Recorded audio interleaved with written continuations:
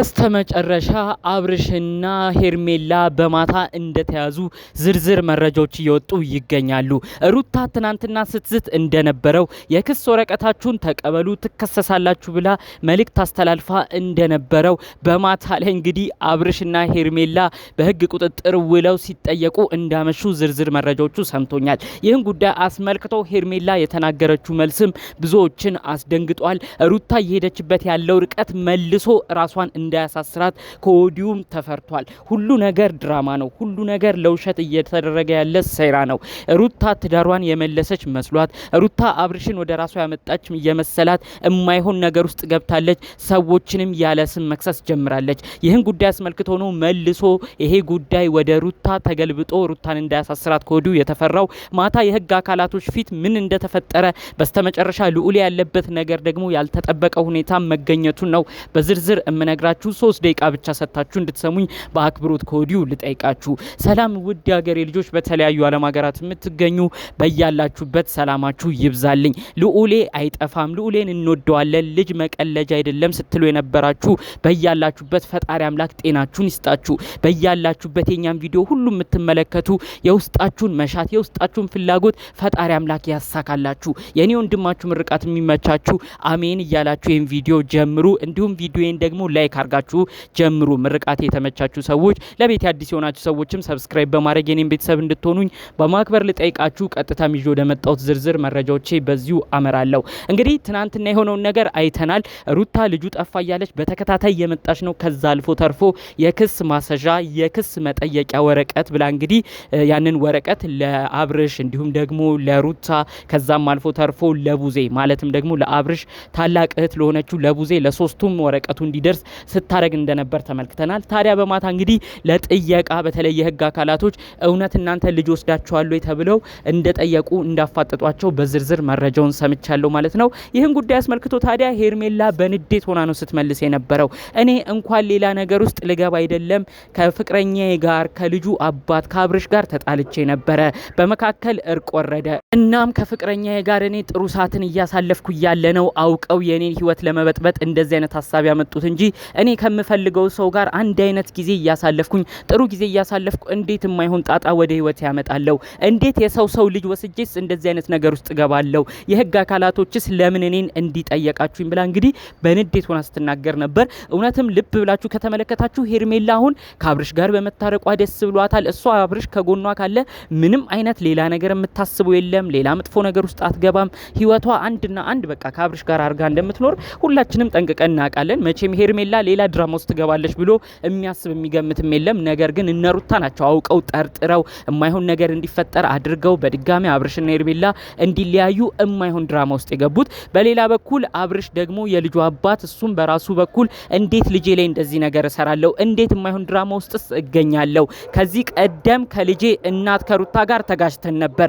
ያም ግጭት እልህ መወጫ እኔን መበቂያ ለማድረግ ነው። ልጅ ወስዷል፣ ልጅ ሸሽጓል ብላ ይሄ ሁሉ ነገር ያመጣችብኝ ልጁ የሚገኘው እነሱ ጋር ነው፣ እዛው ፈትሹ ብሎ እንግዲህ አብርሽም ለህግ አካላቶች ሲናገር እንደነበር ማታ እስከ ማታ ድረስ አቆይተው ሲጠይቋቸው አምሽተው እንግዲህ እንደለቀቋቸው ነው መረጃውን የሰማሁት። ከዚህ በኋላ እንግዲህ ያለው አብርሽ እኔም ጉዳዩን ወደ ህግ ወስደዋለሁ፣ ልጄ እውነት ጠፍቶም ከሆነ እንዲሁም ደግሞ በስም ማጥፋትም የሁሉ ጣጣ እየመጣብኝ ካለ ዋጋ የሚከፍለው ሰው ዋጋ ይከፍላል፣ ከእንግዲህ አንላቀቅም ብሎ እንግዲህ አብርሽም ጉዳዩን ወደ ህግ ለመውሰድ እየተሯሯጠ እንዳለን የተመለከትኩት። ሩታን ተመልከቱ፣ 4-5 ቀን ሆኗታል እዚህ ድራማ ውስጥ ከገባች። ተመልከቱ ይሄ ነገር ምን አይነት ዋጋ እንደሚያስከፍላት። ቀደም ብላ ልጅ ሳይጠፋ የእውነት ይሄን ነገር ውስጥ ገብታ እንደሆነች ነው ብዙዎቻችን የምንረዳው። ምክንያቱም ያው አብርሽን ወደ ራሷ ህይወት የምታመጣ መስሏት ነው እንደዚህ አይነት ምክንያት ፈጥራ እየሄደች ያለችው። ታዲያ ልጁ ሳይጠፋ እንደዚህ አይነት ነገር በማውራቷ፣ ሁለተኛ ሰዎችን ስም በማጥፋት ያልተረጋገጠ ወሬ በማውራት ልጄን የወሰዱት እነዚህ ናቸው ብላ የማይሆን ድራማ ውስጥ በመግባት ጭምር ሰዎችን እንዲጠየቁ ራሱ በማድረግ ሌላ ክስ ሌላ ነገር ነው የሚመጣባት። ተመልከቱ ነገሮች ሁሉ እንዴት እየተወሳሰቡ እንደመጡ። ሩታ እባክሽ ተይ የሚል መካሪ አሁን ላይ ያስፈልግሻል። ከዚህ ቀደምም ገደል የከተተሽ ብዙ ችግር ያመጣብሽ የታናሽሽን ምክር እየሰማሽ የኖቤልን ምክር እየተቀበልሽ ነው ከትዳር አጋርሽ ከልጅሽ አባት ከአብርሽ ጋር ተናንቃችሁ እዚህ ደረጃ የደረሳችሁት። ዛሬም የሱን ምክር ትቀበያለሽ።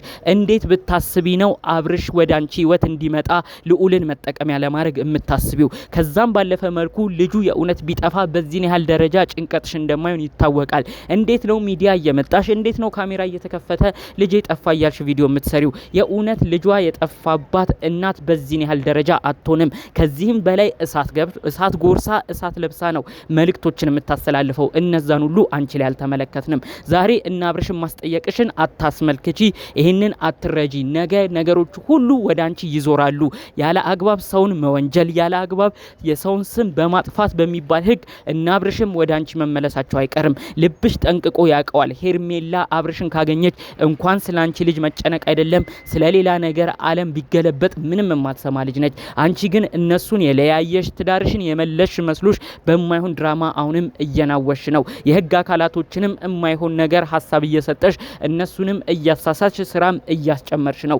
አብርሽ ቢያዝ ሄርሜላን ብትያዝ አንድ ቀን ሁለት ቀን ቢያድሩ ሊሆን ይችላል። ከዛ ውጪ መለቀቃቸው አይቀርም። ነገር ግን አንቺ የሚመጣብሽ ጣጣ ግን ከዛም ያለፈ ይሆናል። ልዑል መቀለጃ አይደለም።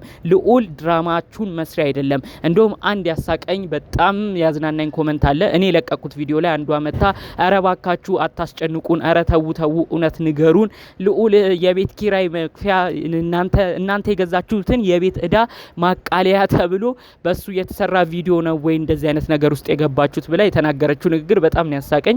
ለእናንተ የቤት እዳ መክፈያ ነው ወይ ልዑል ይሄ ሁሉ መከራ የሚበላው ብላ የተናገረችው ንግግር በጣም ነው የገረመኝ። እና እባካችሁ ልዑልን ሁላችንም እንወዳለን። አብርሽና ሩታ ብዙ ጊዜ ተጋጭተዋል፣ ብዙ ነገር ተባብለዋል፣ ብዙም ነገር በመካከላቸው ተፈጥሯል። አንዴ ለአብርሽ አንዴ ለሩታ እየደገፍን ሁላችንም የተለያየ ሀሳብ አስተያየት ሰጥተናል። ነገር ግን በልጃቸው አቋም ሁላችንም አንድ ነን። ልጅ ነውና ሁላችንም እንወደዋለን። ልዑሌ ክፉ አይንካው፣ ቢቻል በእናት በአባት ፍቅር ይደግ፣ ካልሆነ ግን እባካችሁ ወላጆች አትጣሉ እያልን ነው ብዙ መልእክት ብዙ ነገር ስናስተላልፍ የነበረው። ታዲያ እናንተ ተመልሳችሁ እንኳን አንድ ሆናችሁ ልዑልን ማሳደግ ይቅርና ጭራሽ ሌላ ሰው የማያደርገው የውጭ ሰው እንኳን ሲሰማ የሚያስደነግጥ ነገር ልጅ ሰርቀሃል፣ ልጅ ሰርቀሻል ትባባላላችሁ። ልዑል እኮ የሁለታችሁም የጋራ ንብረት የጋራ ሀብት ነው። እንዴት ነው የእውነት ልጁን ራሱ አንዱ ወስዶ ቢሆን እንደዚህ የምትባባሉት? እባካችሁ ኦዲየንስ ከዚህ በላይ የምታስጨንቁትም ይበቃል። ልጁ ካለበት ቦታም ተፈልጎ መውጣት አለበት ብዬ አስባለሁ። ሩታ ቢቻል ይሄን ሀሳብ የሚያማክርሽ ታናሽ ወንድምሽ ከዚህ በኋላ ገደል እንደሚጨምርሽ አስጠንቅቄ እየነገርኩሽ ነው። እና አብርሽ ለአንድ ለሁለት ቀን መታሰር ለአንድ ለሁለት ቀን በፖሊስ መጠየቃቸው ሊያስደስትሽ ይችላል። እውነታው ሲወጣ ግን ጉዳዩ አንቺ ጋር እንዳለ ሲታወቅ ግን ሁሉ ነገር ወደ አንቺ ነው የሚዘረው። ሁሉ ነገር በስም ማጥፋት አንቺን ነው የሚያስከስሰው። እዚህ ነገሮች ውስጥ ከመግባትሽ በፊት ሌላም ጣጣ ጦስ መጥቶ ልዑሌም በዚህም አባቱን አጥቶ በዛም እናቱ ወደ ሌላ ቦታ ታስራ ወይ የሆነ ነገር ተደርጋ ሌላ ችግር ከመፈጠሩ በፊት እባካችሁ ከድራማችሁ ውጡ ለማለት ነው የምፈልገው። የዛሬን መረጃዎችን አስመልክቶ በተለይ ደግሞ እኛም ልጁ የጠፋ አይመስለንም፣ ይሄ ነገር ለመበቀል አንዱን ለመጉዳት እየሄዱበት ያለው ርቀት ነው። በተለይ ሩታ ያለፈው ሳምንት ከፍቅር ጋር ሆና አንድ ላይ በሰራችው ነገር አብርሽ ስላኮረፋት እሱን ለመበቀል ከሄርሜላም ጋር ለማጣላት ነው እዚህ ሁሉ ውስጥ የገባችሁ እንጂ የእውነት ልጅ የጠፋባት እናት እንዲያትሆንም ብላችሁ ነገሮችን በደንብ አርቃችሁ ያያችሁ ሰዎች ልዑል አልጠፋም ልጁ አልጠፋም እያላችሁ ኮሜንት አድርጉልኝ። ጠቅለል ባሉ መረጃዎችም ለዛሬ ይዤ የመጣሁት ይህን ይመስል ነበረ።